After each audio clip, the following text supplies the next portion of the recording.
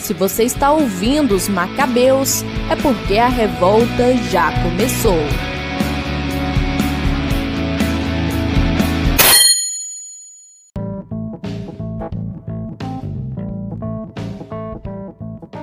Fala pessoal, aqui é o Felipe e a minha paróquia só faz festa junina em julho.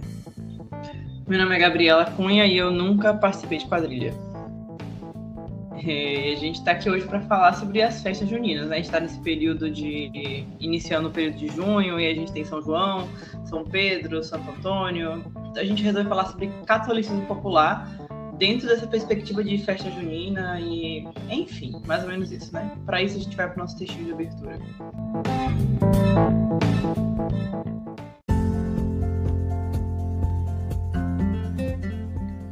Olhemos para aquela gente que falava bem acerca deste evento maravilhoso, deste milagre do nascimento de João, e fazia-o com alegria, estava feliz, com sentido de admiração, surpresa e gratidão.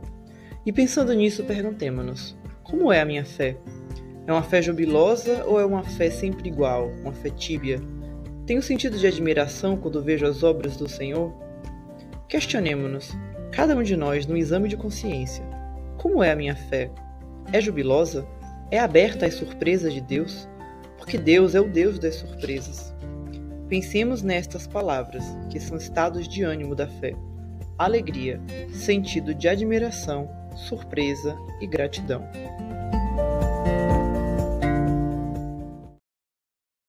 Que a gente escutou é um trecho da homilia do Papa Francisco, né? Que foi sobre o santo mesmo, né? São João, e ele fala sobre São João, o santo, e ele faz essa relação com a alegria, tipo, da vinda de Jesus, a alegria do Evangelho. E é interessante porque eu não acho que todos os papas fossem fazer essa relação, e eu acho que é interessante provavelmente por Francisco ser latino-americano, porque eu acho muito difícil que um católico europeu ou alguma coisa assim vá pensar em, tipo, no santo São João e vá pensar em alegria, porque tipo, é um santo de profetismo, de martírio, de denúncia. E o Papa Francisco ele vai fazer uma outra relação, uma relação com a alegria. E provavelmente por conta dessa nossa cultura. Então a gente não tem como falar de São João aqui no Brasil, na América Latina, mas muito no Brasil também, e sem falar sobre festa. Então, você participou. Tipo, Felipe, eu sou algum contextualizar, eu sou da Bahia, mas eu sou da capital. E eu também cresci crente. Então, eu não tenho muito esse costume. São João não faz muito parte da minha cultura. Hoje em dia eu até tento trazer um pouco mais, porque eu gosto muito de catolicismo popular. A gente vai trazer também um pouquinho uma perspectiva crítica, mas não é para criticar no sentido de esculhambar, de diminuir, mas numa perspectiva mais teológica mesmo. Mas eu acho muito interessante. Só que não faz muito parte da minha vida. Eu gosto de forró, eu gosto de música popular, das comidas e tal, mas não faz tanto parte da minha vida. E pro Felipe eu não sei, né? Aí no Rio, como é? Então, aqui no Rio, como eu estava até comentando mais cedo, as festas são uma definição de Nutella, né? Então não tem muito, fora os elementos que constituem uma festa junina, né? Isso ainda, tipo, sei lá, as roupas, esse nome, as bandeirinhas e tudo mais, a estética permanece um pouco, mas as músicas também, claro, mas até as músicas, cada vez mais você não ouve só músicas tradicionais, e cada vez mais a porcentagem de músicas não tradicionais que tocam é maior em relação às tradicionais, né? Foi o pior que isso aqui Então, no Nordeste está acontecendo muito também. Inclusive, o Frei Lohane, ele fez essa denúncia lá no Instagram dele, falando sobre o Flávio José, que é um dos maiores nomes do São João, da música de forró, não ser chamado para quase nada na época de São João, e a gente ter a galera do sertanejo, que tem toda essa ligação também política, com agronegócio e tal, tipo, dominando cada vez mais. Eu até gosto de sertanejo, mas, tipo, parece que é uma coisa que não encaixa, né? Tipo, a gente vê festa em São João, aí a gente vê, tipo, um monte de dupla de sertanejo, uns cantores de piseiro, e a gente não vê mais aquele forró, assim, parece que está sendo deixado de lado total. pois é, tipo, uma coisa é acontecer isso por falta de, sei lá, vamos supor que o estilo não tem mais cantores e tudo mais, uma hora isso acaba acontecendo, né? Mas não é o caso ainda, né? Tipo, o próprio Flávio José Não é um mesmo. grande exemplo. É um grande exemplo disso que a gente está falando. Aqui no Rio de Janeiro tem muito disso, né? Obviamente, no Rio a gente tem muita cultura do funk e tudo mais, mas não é só funk que substitui as músicas tradicionais. É tipo qualquer. Foi sertanejo também. enfim, eu já vi festa junina tocando até pop, sabe? Tipo, uma coisa nada a ver, absolutamente nada a ver. Então, assim, eles mantêm a estética, né? Algumas músicas e a comida, mas digamos assim que as motivações da festa junina elas não existem mais, né? Tipo, até mesmo as motivações que a gente vai comentar daqui a pouco sobre a questão da relação com a festa da colheita, que é uma coisa mais paganizada e tudo mais. Nem isso existe mais. Ele é literalmente um pretexto para você fazer festa. É isso que virou festa junina. Mas o pior é que isso tem acontecido no nosso contexto tipo, de capitalismo, em geral, né? Tipo, é um mundo muito globalizado. Então a gente. Eu estava pensando nisso quando estava assistindo uma novela do SBT. Eu estava vendo a novela do SBT voltada para o público jovem, só que não parecia que era um público jovem brasileiro. Parece que está falando de um público americano. As escolas são escolas que simplesmente não existem aqui. A maneira de falar, as músicas que se escutam, tudo é muito estrangeiro, mas ao mesmo tempo é uma produção brasileira. O que acontece? A gente não assiste produções brasileiras, a gente assiste produções americanas. E quando a gente vai fazer as nossas produções, parece que a gente não sabe fazer e a gente imita também a americana e aí fica um ciclo constante. Então eu penso muito nisso quando falo de Natal. Não tanto de São João, porque o São João ainda acaba sendo uma coisa muito regional e não tem tantas influências. Mas o Natal, por exemplo, o pessoal associou Natal com frio, sendo que a gente está em outro hemisfério que não tem nada a ver. Aqui é verão. E a gente realmente associa. A gente associa, a gente fica colocando aquelas coisinhas de neve, decoração com neve. Eu acho bizarro. Já no shopping tem aquele homem de gelo, homem de neve, tipo, sem nenhum contexto. Então a gente acaba sendo assim. Então com São João também está acontecendo isso, mas já no sentido geral, né? Tipo, ao invés da gente pegar os interiores como os centros, os interiores do Nordeste, ali como tipo, o centro da festa, a gente já pega as capitais, outros contextos que tipo, são puxados e a gente vai perdendo aquela coisa regional. E eu vejo isso muito por causa da globalização, porque a gente precisa de uma coisa padronizada, precisa de festas iguais, de cantores iguais, de coisas iguais, porque o orgânico não é tão comercial, sabe? É tipo, muito mais simples, então a gente participa pouco. É estranho, porque o São João é um dos bastiões da nossa cultura brasileira, da cultura tipo, tipicamente brasileira. E aí você tá falando, tipo, trazer o pop, até o pop, tipo, que é uma coisa que não tem nada a ver com a gente. No Brasil, sabe? Tudo bem que existe muito pop brasileiro hoje em dia, mas, sabe, mesmo essas pessoas têm fortes influências, obviamente, De lá de do pop. fora, exatamente. Não, são cantores cantando músicas em português, mas com, tipo, trejeitos, estilos que são totalmente de lá, sabe? As coisas que falam, as letras, enfim, a gente vê muito isso. Tipo, trazer de fora uma cultura que não nos pertence e a gente só assimila isso. Isso é muito estranho. E aí já vai, inclusive, encontrar no que é o catolicismo popular. Porque o catolicismo, por mais que a gente ainda tenha grupos que queiram falar do catolicismo como uma coisa quadrada e fechada, inclusive, para nós que estamos gravando hoje, é Festa da Trindade. E, tipo, a Trindade é muito isso e é muito louco. Tipo, a Trindade é uma unidade em meio a uma diversidade de 3 pessoas. E isso é muito tipo, louco. Eu acho muito interessante que o texto que o Evangelho do Evangelho não, o texto que que o texto que a missa nos aponta como segunda leitura é um texto sobre diversidade, sobre comunhão, sobre tipo a vida e comunidade. Então, tipo, a igreja ela fala bem claramente ali o que, é que ela quer dizer com isso. A festa da Trindade não é só no sentido de Deus, mas também no sentido de comunidade e tal. Mas aí o catolicismo sempre viveu assim. Então, quando o catolicismo ele chega, tipo, o catolicismo aqui brasileiro, ele tem a cara do Brasil, ele é muito brasileiro, ele faz parte da nossa cultura de verdade, não é uma cultura, tipo, estrangeira imposta pra gente. Por mais que as evangelizações tenham começado assim, ele sobreviveu de outra forma, ele sobreviveu, tipo, misturado, cultural, e o São João é um dos maiores exemplos disso, né? Então, tipo, São João é uma festa por causa da natividade de São João Batista. E só isso já é engraçado, porque, tipo, você acha que São João Batista tem muita devoção aqui no Brasil? A parte do São João, você acha que tem essa devoção toda? Porque eu não vejo muito isso. Cara, hoje em dia eu não vejo mesmo, né? Isso é interessante de dizer, porque é a natividade, é um dos poucos santos que a gente comemora a natividade. Não é nem a morte, enfim, o dia do, como é que eu posso dizer, de celebração Do litúrgica, né? martírio, da entrada no céu e tal. Exatamente. Não é é natividade, ou seja, de certa forma, é uma importância especial que a gente dá a São João Batista. E eu acho que no Brasil a gente não tem muito isso. Eu já ouvi falar que antigamente havia essa devoção maior mesmo, essa importância que se dava a São João Batista, mais relevante, sim, mais proeminente, só que na minha parte realmente não vejo muita devoção. Na verdade, para ser sincero, nunca vi de ninguém falando de São João Batista como devoto de São João Batista. Eu já vi gente falando de São João Evangelista, por exemplo. Inclusive, esse é um ótimo exemplo para ilustrar o fato de a gente não ter mesmo essa devoção. Até poucos anos atrás, eu achava que era São João Evangelista, que a gente comemorava. Que a festa de São João era sobre São João Evangelista e não São João Batista. É engraçado que tem muitas paróquias até, especialmente nos interiores, tem muita paróquia. E aí acaba tendo aquela devoção paroquial, o pessoal faz as novenas, os tridos e tal.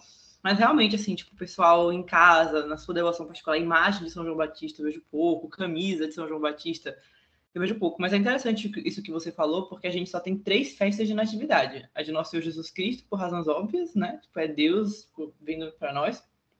Aí tem a Natividade da Virgem Maria, acho que é 8 de setembro, alguma coisa assim, é lá para setembro. E também é porque ela nasce sem pecado, né? Ela é imaculada, e a gente também pode celebrar a sua natividade.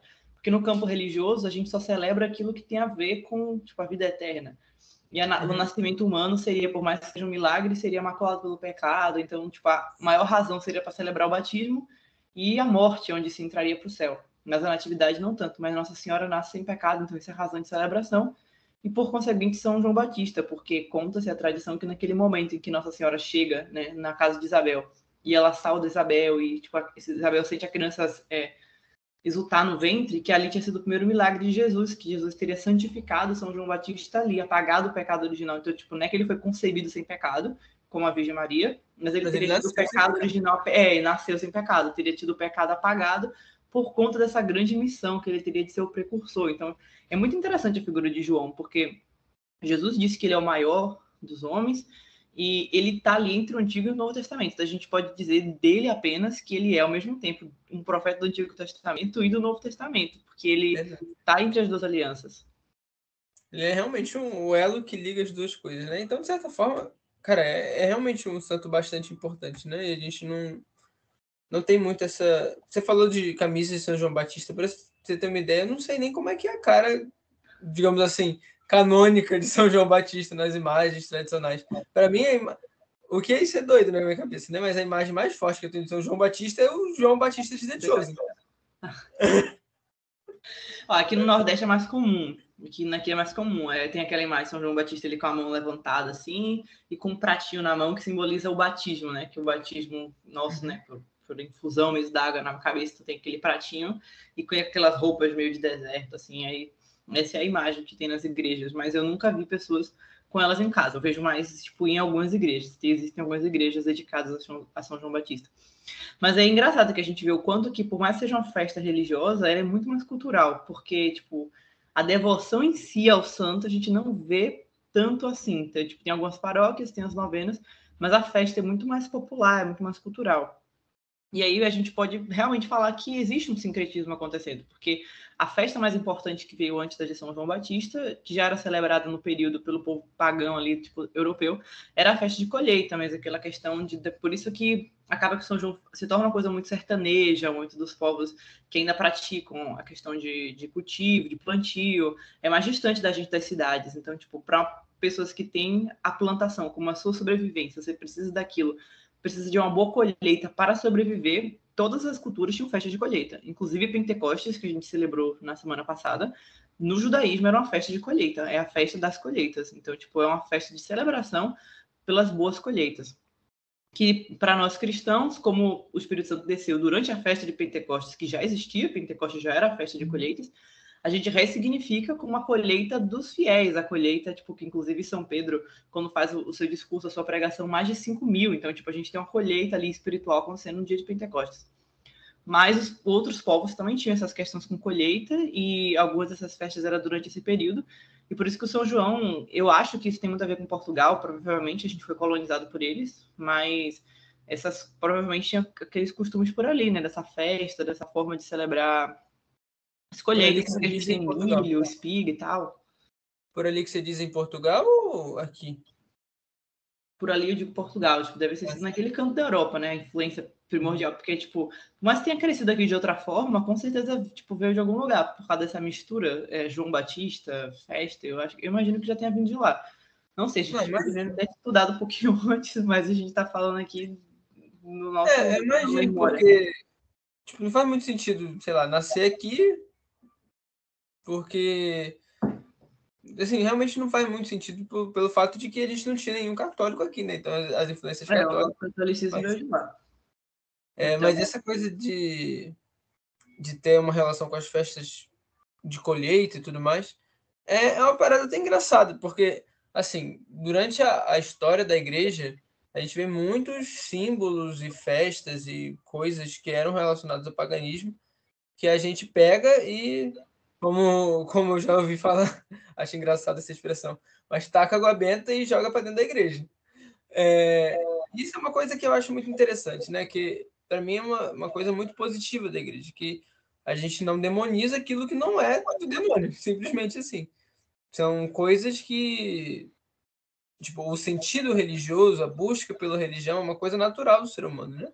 E aí quando você pega uma cultura pagã, uma comunidade pagã, e ela se converte ao cristianismo, aqueles elementos culturais, eles ainda são coisas que são muito aproveitável, não vou dizer aproveitável, porque é uma perspectiva meio utilitarista das coisas, mas são coisas boas, são momentos para reunir a comunidade, né?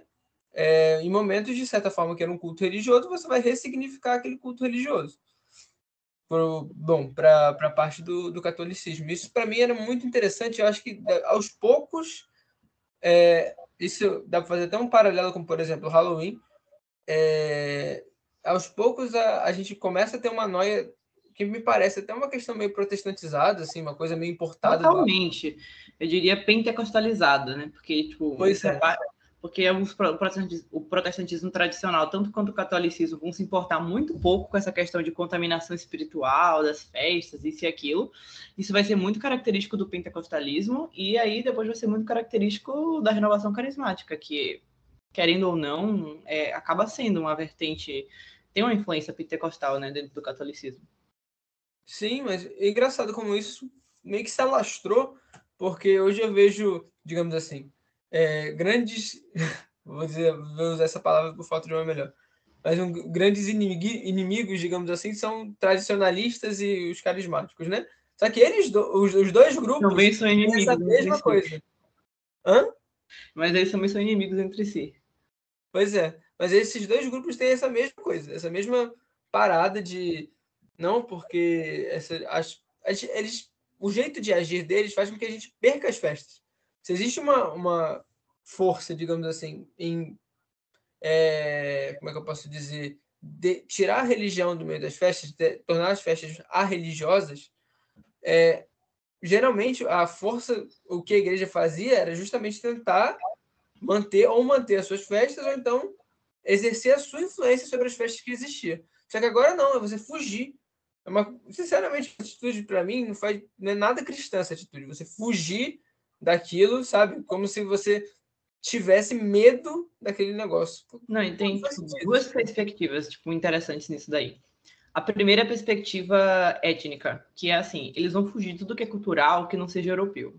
Porque, primeiramente, é impossível viver sem cultura, né? Você sempre vai ter influências. A gente não tem... Deus não desceu do céu com a música perfeita, com a língua perfeita, não foi assim. Então, tudo vai ter influência cultural, e eles vão escolher que a influência cultural seja europeia. Então, tudo que for você apresentar... Velho, eu já vi pessoas irritadas assim, na internet por alguém postar uma imagem de um Jesus negro. Ponto, isso é suficiente para incomodar. E aí eles vão dizer, não, mas Jesus... Aí, de repente, todo mundo se torna especialista em DNA, em Oriente Médio. Não se incomoda. Veja bem, Davi, 15 gerações antes de Jesus, era ruivo. Não, exatamente. Se você apresentar um Jesus loiro, de olhos loucos, que também não coaduna com aquela região, ninguém se importa. Então você vê que não existe nenhum, não é uma importância do tipo, eu quero que tudo seja exatamente como a história apontou, blá, blá, blá. Então é a mesma coisa, se eles apresentam aquelas músicas, formas de expressão que tiveram influência do paganismo europeu no catolicismo, as nossas imagens, elas são, isso é uma coisa, é uma coisa lógica, a gente pode fingir que não é, na verdade a gente não finge que não é, mas alguns podem fingir que não é. Pega aqui, eu tenho a imagem de Santa Teresinha. A gente pegar essa imagem de Santa Teresinha, o modo que é construída a imagem, a cor da pele da imagem, os símbolos que são utilizados, é muito parecido com a forma que os pagãos europeus faziam seus ídolos. Eles traziam... A gente tem as imagens de Ártemis, de Zeus e tal. Eles eram assim, funcionava assim, sempre carregavam um símbolo que remetia a por que eles eram deuses. Baco estaria ali com as uvas, com o vinho e tal. Era assim que funcionava. E ninguém acha errado, todo mundo acha bonito, todo mundo tem devoção e tudo mais. Agora, no momento que a gente começa a usar, como por exemplo, aquele Aue que foi na época do Sínodo da Amazônia, quando se queria, então, fazer a mesma coisa que foi feito com os povos europeus, só com os povos indígenas brasileiros. De repente, aquilo ali são demônios, é impossível, não pode, não tem condições. Então, é uma escolha, entendeu? Do que é cultural que pode ser agregado e do que é cultural que não pode ser agregado. Então, tipo, os instrumentos musicais que são europeus, que são mais tradicionalmente da música europeia, são os bonitos, são os perfeitos. E aí são as mesmas pessoas que vão falar que a missa tem que ser com essa e essa e essa forma musical, só que os que são de outros povos, de outras culturas, não vão ser. Então, tipo, esse é um ponto. E o outro ponto que é muito curioso para mim, e aí já é meio preocupante, que é o ponto da forma que se relaciona com Deus.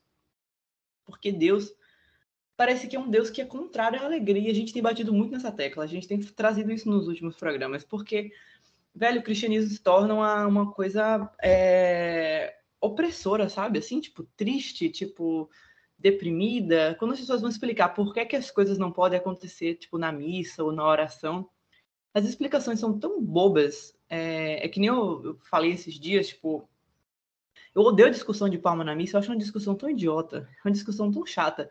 Mas o pior dessa discussão são os argumentos do tipo, você tá batendo palma na missa, você está celebrando a morte de Jesus.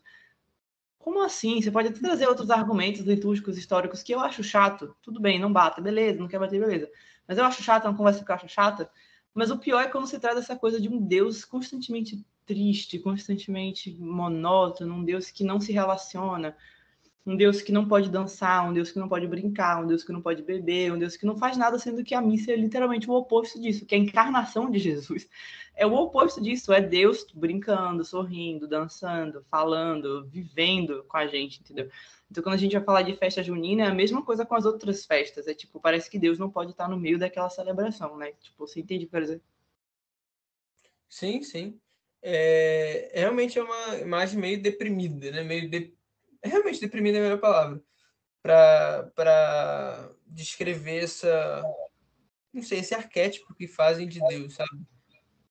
De certa forma, é como se quisessem impor uma determinada forma de ser aquele que dá todo o ser a nós. É uma parada bem maluca, né? Tipo, é quase como se estivesse querendo humanizar Deus e falar que não, Deus está triste o tempo inteiro. Isso fala muito sobre isso que você estava falando de quais são as expressões culturais que são aceitas ou que não são, né? Os povos latino-americanos, no geral, são povos que têm muito dessa alegria. E assim, dá até para fazer um paralelo por exemplo, alguns ritos que são, não sei se são de origem, enfim, talvez eu esteja me enganado com a palavra que eu vou usar, mas enfim, são ritos que são da África e que tem uma parada mais alegre, tem uma pegada mais, né, tipo, festiva dentro da missa, sem desrespeitar o que a missa é. E, de certa forma, parece que, sei lá, eu vejo, é claro que eu não sou nenhum especialista em liturgia, mas eu vejo que os povos latino-americanos, eles têm essa influência também, sabe? Pelo menos no Brasil é óbvia, mas não só no Brasil, nos povos hispânicos também. É óbvia a influência que os próprios povos africanos, né, influenciaram a gente, mas os povos indígenas também, né? É uma cultura completamente diferente, como você disse. Apesar da gente ter sido colonizado por europeus, a festa junina é uma coisa brasileira. Brasileira e tem. Tanto é que eu estava pesquisando antes do episódio, eu vi que esse ano foi sancionada uma lei que declara a festa junina como, não sei se é patrimônio cultural brasileiro, mas enfim, realmente sanciona, digamos assim, essa visão da festa junina. Então, e o português também é a mesma coisa. O português que a gente fala aqui no Brasil é um português bem brasileiro, apesar do nome. Então, de certa forma, a festa junina tem essa questão de ser um símbolo da tradição popular, né? E trazer essa coisa da alegria, trazer essa coisa da festa, que é um traço cultural muito característico do brasileiro, enfim, do latino-americano. E nesse sentido, eu acho que é uma coisa que tem a contribuir muito para a diversidade da igreja, né? Assim como enfim, como a questão da interiorização, do saber olhar para dentro de si, do fazer silêncio do europeu, que o europeu tem muito dessa coisa, também é muito importante. Então é aquela questão, né? A igreja é um corpo com uma diversidade enorme e, enfim, a gente não pode cair no erro de negligenciar essas coisas. Seria realmente um erro péssimo para a gente. Sim, a nossa cultura é diferente, nós funcionamos diferente. E isso é bom, porque Deus funciona nessa bagunça positiva, entendeu? Tipo, Deus funciona é a forma que Deus se revela pra gente também. Então, tipo, por mais que para alguns o desrespeito possa ser aquela, tipo, alegria na celebração, para outros o desrespeito já pode ser justamente essa apatia do que você tá ali, tipo, presente em algo sagrado.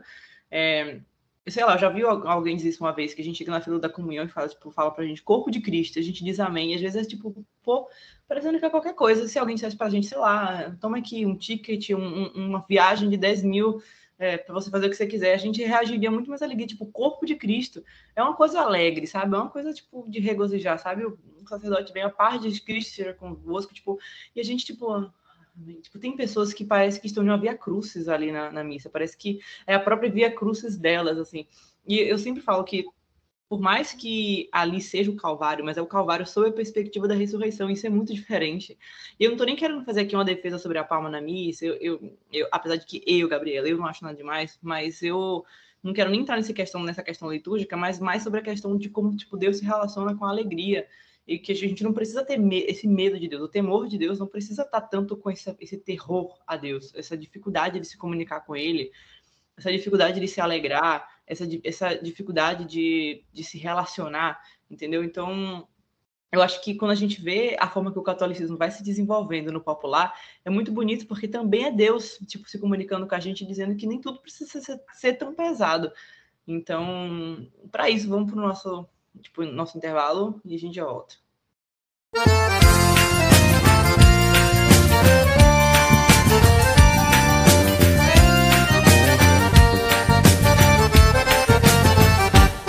Não sou profeta nem tampouco visionário, mas o diário desse mundo tá na cara.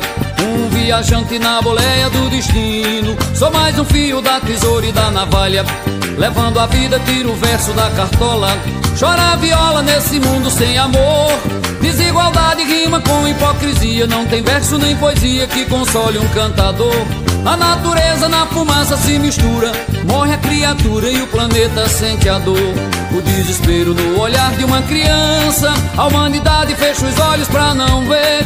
Televisão de fantasia e violência, aumenta o crime, cresce a fome do poder. Boi com sede bebe lama, barriga seca não dá sono. Eu não sou dono do mundo, mas tenho culpa porque sou filho do dono.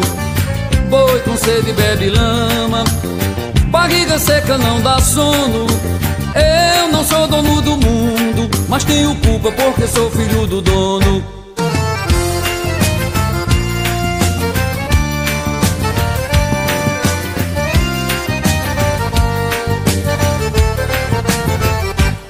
Não sou profeta nem tampouco visionário, mas o diário desse mundo tá na cara. Um viajante na boleia do destino, sou mais um fio da tesoura e da navalha, levando a vida, tiro o verso da cartola. Chora a viola nesse mundo sem amor, desigualdade rima com hipocrisia. Não tem verso nem poesia que console um cantador.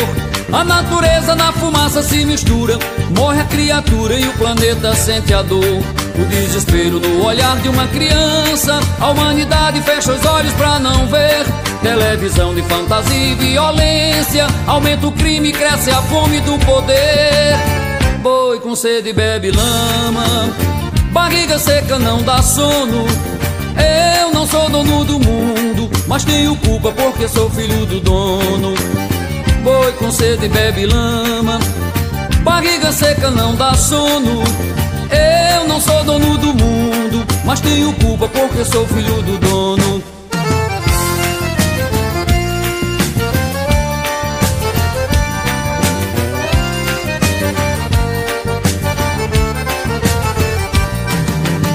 Boi com sede bebe lama, barriga seca não dá sono.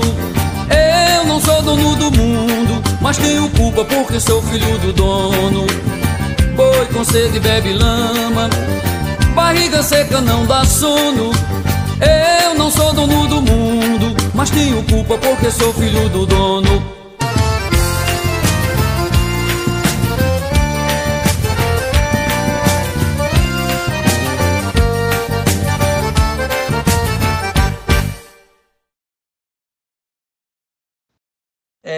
Essa música é clássica do São João, né? Como você disse.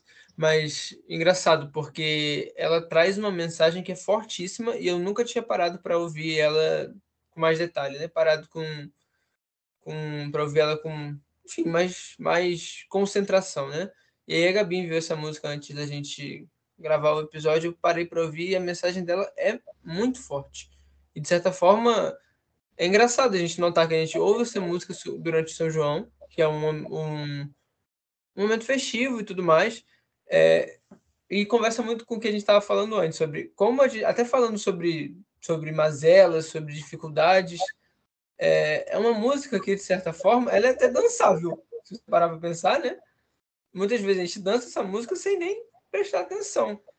E se você parar para pensar, é uma coisa muito cristã, tipo, de você falar de mazelas, você saber que o mundo tem mazelas e tem dificuldades, mas ao mesmo tempo você não ouve desespero na música.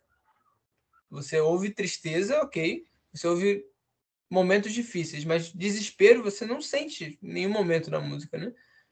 E eu acho que isso fala muito sobre a religiosidade do brasileiro, enfim, da pessoa que vive no sertão, até mesmo da pessoa pobre no Brasil mesmo. A gente fala, se você pegar sambas, né, se você pegar o samba que nasceu na Bahia, né, mas, enfim, de certa forma acabou se tornando uma expressão cultural do Rio de Janeiro muito forte, dentro das favelas principalmente. Você vê que é a mesma coisa, a gente fala sobre dificuldades e tudo mais, mas de uma forma que não é desesperada, né? De uma forma que não tem é um tipo da alienação, né? Porque, tipo, você tá naquela... É engraçado, porque o pessoal fala tanto que festa é alienação, mas é uma música de celebração, mas ao mesmo tempo em um contexto que, tipo, tira da alienação. Você sabe que você tá festejando, mas que existe todo um contexto por trás. Então é muito interessante. Sim, sim. Isso para mim, essas músicas que têm essa capacidade, para mim, são incríveis. De te alertar para a realidade, ao mesmo tempo sem fazer com que você pense que a realidade não tem mais jeito. É uma coisa assim que pouca... Assim, isso é um dom artístico, né? Uma coisa que eu, sinceramente, para mim, tem muito da inspiração divina nisso, sabe? Com certeza. Todo dom artístico vem de Deus. Então, tipo, por isso que eu não gosto dessa divisão entre música profana e música religiosa, que tem músicas profanas mais religiosas do que músicas religiosas. E a gente tem que ter a capacidade de enxergar Deus nos dons que Deus deu às pessoas, por mais que às vezes elas estejam falando de Deus e às vezes elas não estejam. É aquela música que a gente já usou aqui também, do Renato Teixeira, que é tão famosa, Romaria sobre Nossa Senhora. Ela é mais mariana e mais devota do que muitas músicas ditas marianas. Então, ela é mais profunda porque ela traz essa questão do apego que o brasileiro tem à figura da Virgem Maria, como essa mãe, como essa pessoa que acolhe, que você pode buscar nos seus problemas. E essa questão do Flávio José, o que eu acho tão interessante nela é essa coisa da responsabilização, porque a gente responsabiliza muito Deus. E, de novo, a gente faz um gancho com aquele outro episódio sobre o pecado e sobre o mal, porque, assim, a gente sempre pergunta onde está Deus nisso? Onde está Deus naquilo? Por que é que acontece isso? Se a gente for trazer para o contexto de São João, de Nordeste, por que é que tem seca? Por que é que os animais não conseguem se alimentar? Por que é que tem exploração de terra? Por que é que tem exploração de terra indígena? O que é que está acontecendo? Por quê? Por quê? A gente se pergunta isso a Deus, mas aí o Flávio José responde, eu não sou dono do mundo, mas tenho culpa porque eu sou filho do dono. Então isso é muito interessante, porque ele está dizendo, tipo, pô, é verdade, eu não sou o dono do mundo, tipo, eu não sou Deus. Eu não vou responder todas as questões do porquê que essas coisas são assim. Ele apresenta o desespero da criança, os animais, toda essa questão mesmo, tipo, muito do sertão e tudo mais, só que ele responde com, tipo, a gente não vai ter resposta para isso, mas a gente tem responsabilidade. Então é muito interessante, porque, tipo, como filhos de Deus, a gente tem uma responsabilidade para com a criação que é de Deus. Então, quando a gente se pergunta, às vezes, por que Deus permite isso, às vezes a gente deveria se perguntar por que eu permito isso? Por que eu permito passar por uma pessoa que está com fome e não fazer nada? Por que eu permito, às vezes, gastar 100, 120 reais com um lanche, sei lá, de McDonald's, de Bob's, de qualquer coisa, e eu não posso fazer um lanche mais simples e usar aquele dinheiro? Porque aquela criança que passou do meu lado no shopping disse, estou com fome, eu disse, eu não tenho. É mentira. Por que a gente faz isso? Por que eu faço isso? A gente se perguntar que, tipo, eu tenho responsabilidade, eu sou filho do dono desse mundo. Então, tipo, a responsabilidade não é dele, simplesmente, também é minha.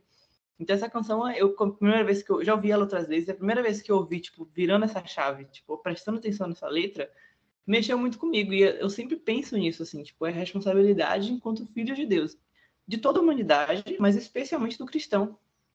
E essa é a questão engraçada de tudo isso. Porque o cristão é chamado para entrar nessa dinâmica, tipo, é uma ciranda. E poderia falar, então, na época, é uma quadrilha, tipo, a relação com Deus. Devia ser vista mais assim. É uma quadrilha, é uma dança, é uma coisa. E o legal das quadrilhas é que eles trazem, tipo, todo um drama. O quadrilha não é só uma dança, é uma dança dramática. Tem a noiva, tem o noivo, tem o povo, tem a cobra, tem as coisas. É tipo a vida dançada, sabe? E a questão popular. Uma dança é um teatro.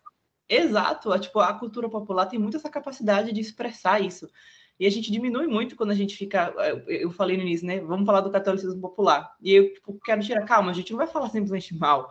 Porque a gente já está acostumado a pessoa falar porque isso é coisa de católico de IBGE, isso é coisa do catolicismo popular. Porque como se existisse uma coisa meio gnóstica, sabe? Como se existisse um catolicismo de elite que só 10 pessoas têm acesso e que o povo, em geral, vive um catolicismo errado. Só que na hora de dizer que o Brasil é um país católico, na hora de dizer que o catolicismo é a maior religião do mundo, de repente os números são legais. Temos 1, tantos bilhões de pessoas no mundo que são católicas. Só que essas surpresas são católicos populares, são católicos de relação simples, não são esses católicos que vocês gostariam que eles fossem.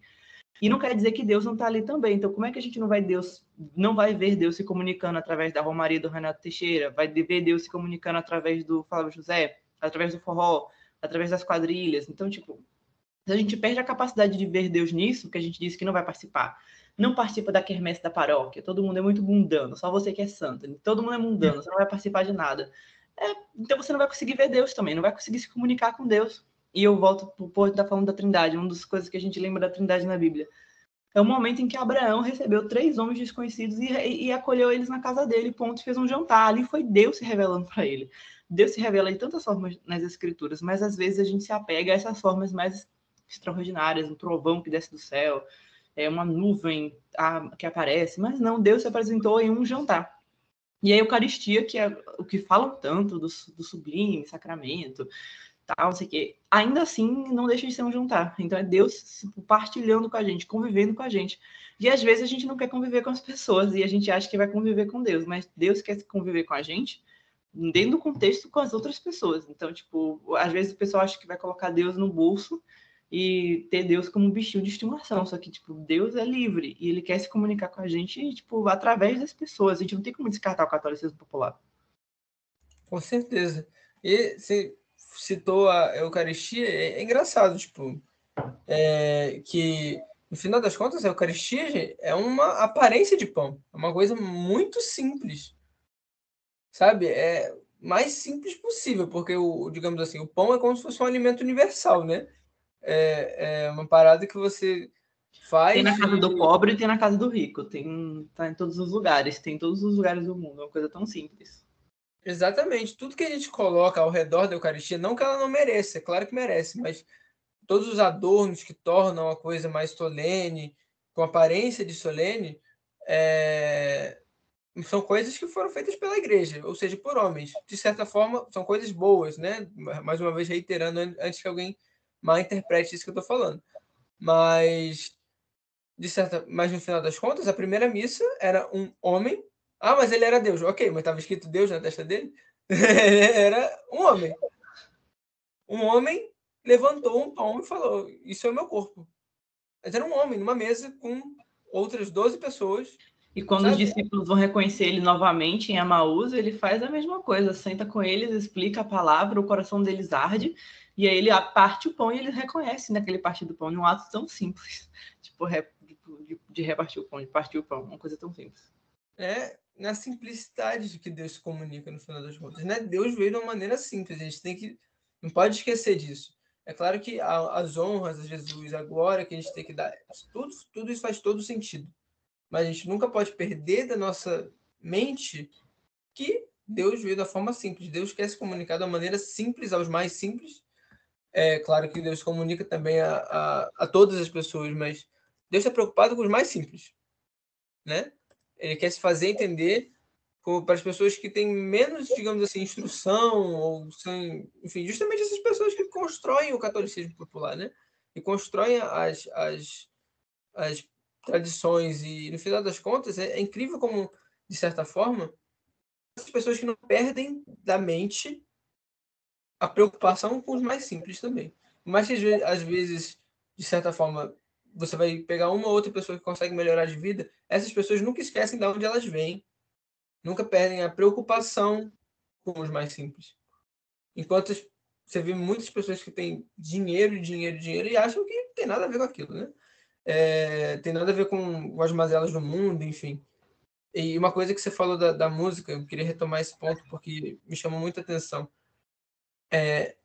Cara, essa música ela é pautada, a responsabilização que ele se dá, ela é pautada no sentido cristão da coisa, de ser filho de Deus.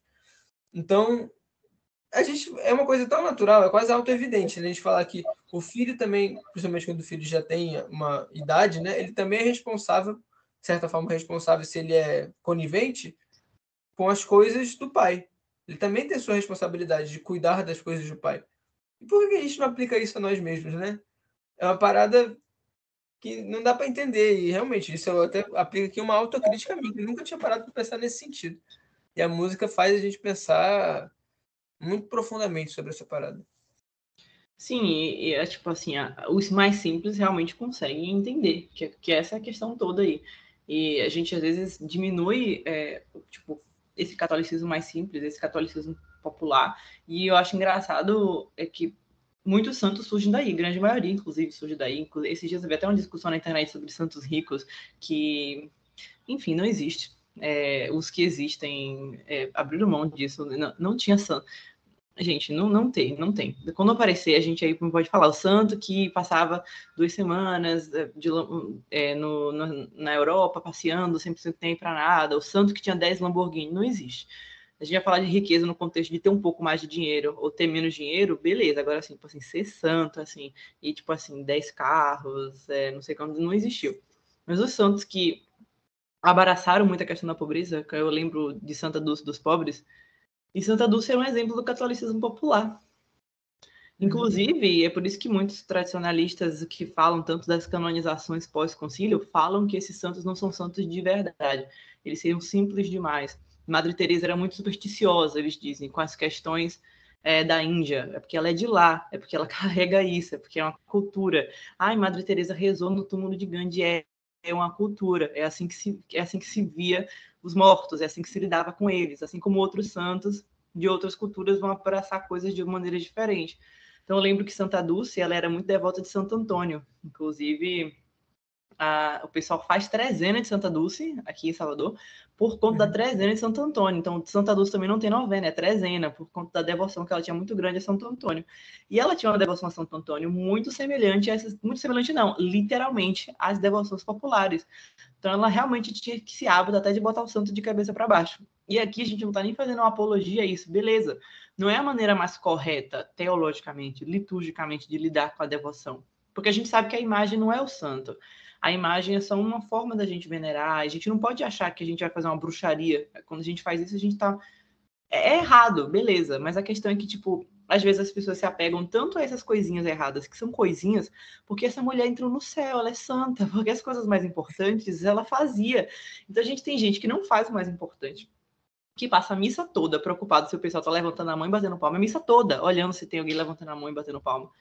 Que não vai para uma ação de caridade, porque antes vai ter uma oração do Pai Nosso que ele não vai gostar daquela oração, ou antes vai ter uma exposição do Santíssimo que ele diz que é sacrílega, então ele prefere não ir. Então, é uma pessoa que não faz doação para nenhuma comunidade, porque todas elas são heréticas. Enfim, é uma pessoa que vive numa bolha, não faz o mais importante, coa mosquito e engole camelo, porque disse que não vai estar com aquele povo que é todo supersticioso. Aí a gente tem uma santa que tinha práticas, entre aspas, supersticiosas, práticas que realmente, se a gente for parar para pensar no sentido teológico, mais correto, não era o correto, mas com certeza era por conta de uma certa ignorância, ela não tinha esse conhecimento teológico. Santa Dulce era uma senhora muito simples, foi uma moça muito simples e uma senhora muito simples. Então, por que a gente se importa com o que não tem a ver com santidade? Com detalhes. E não se importa com o que tem a ver com a santidade. Então, tipo, o catolicismo popular é isso daí mesmo. Tem muito pessoal que preocupa tanto. Ai, as benzedeiras. Ai, essas formas de devoções. E eu acho muito interessante que não é só de agora que a igreja está dizendo para de se preocupar com isso. Um dos autores favoritos dessa galera, que é São Luís de Montfort, o livro dele sobre a devoção à Nossa Senhora, ele bate nos críticos da devoção à Nossa Senhora. E hoje a gente tem um monte. Porque ele fala assim, os teólogos dizem que o povo simples vai para as imagens de Nossa Senhora e ignoram Jesus no sacrário porque o povo simples não tem conhecimento sobre a transubstanciação. Hoje é a mesma coisa. As pessoas que se acham tão sabidas, tão inteligentes, criticam a forma de devoções populares, a forma que o povo lida com as imagens, a forma que o povo lida com as ladainhas. Às vezes o pessoal não sabe que tem que ir à missa do domingo, não vai à missa do domingo, mas depois vai na casa do compadre para fazer o ofício de Nossa Senhora, a ladainha.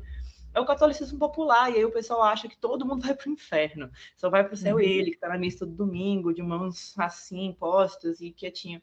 Então, o catolicismo popular é basicamente isso, é popular. Às vezes a gente vai ter coisas que vão ser mais acertos, vai ter coisas que são mais erros. Tem coisas que não são tão corretas no sentido da doutrina, mas isso a gente pode explicar, se for o caso, ou se não for, também deixa para lá, porque nada vai ser tão perfeito assim, sabe? As coisas que não são relevantes, absolutamente relevantes, para que a gente vai discutir por conta delas? Então, às vezes, a gente apaga toda a beleza do catolicismo popular por conta de uma besteirinha. Então, tipo, eu não vou para a festa de Santo Antônio porque vai ter um monte de gente ali fazendo promessa para namorar, isso daí é paganismo, isso daí é não sei o que besteira, sabe? Então, a gente apaga toda a beleza do catolicismo popular porque a gente é muito culto, a gente não vai participar dessas coisas, dessas pessoas indoutas, sabe? É muito bobagem. É uma parada meio... Se de certa forma, uma coisa que eu até posso dizer que eu gosto que tem certas pessoas que falam, né? Que as pessoas ficam muito escandalizadas, pode-se dizer, porque existem certos erros em pessoas que se dizem católicas, né? Pessoas que são católicas cometem erros. Aí eu diria que são até duas formas de escândalo diferentes, só que tem a raiz no mesmo lugar. Uma são as pessoas do mundo, no geral, digamos assim, as pessoas que não estão na igreja mais, que saem da igreja porque veem erros na igreja. É claro, erros de pessoas na igreja, que, é claro, principalmente dependendo se você estiver num local onde as pessoas só cometem esse tipo de erro, fica difícil mesmo você continuar. Pessoas são humanas, né? Então, essa influência existe. Mas, ao mesmo tempo, essas pessoas que você... que gostam muito de apontar os erros que os católicos que estão na igreja estão cometendo, erros que muitas vezes, até entre aspas, não são necessariamente erros, também tem essa mesma escandalização, que é como se essas duas pessoas pensassem que na igreja só devessem haver santos, no sentido de tipo, pessoas que têm todo o domínio da doutrina e que não cometessem... Mesmo pessoas que têm todo o domínio da doutrina cometem erros ainda assim, porque as pessoas não são robôs, né? Que têm ali as coisas marcadas dentro de si e agem como se fossem, né? Enfim, eu acho que essa parada é importante da gente refletir sobre essas coisas, né? Existem coisas mais ou menos importantes no sentido de você fazer as coisas certas, né? Às vezes você tem uma má compreensão ali do conceito da imagem, do conceito enfim, talvez do culto aos santos correto. É uma coisa que é importante, óbvio que é importante, mas dentro da simplicidade da pessoa, ainda mais se for uma pessoa sem instrução, cara, aquilo ali é literalmente uma coisa que ela não tem nenhuma culpa.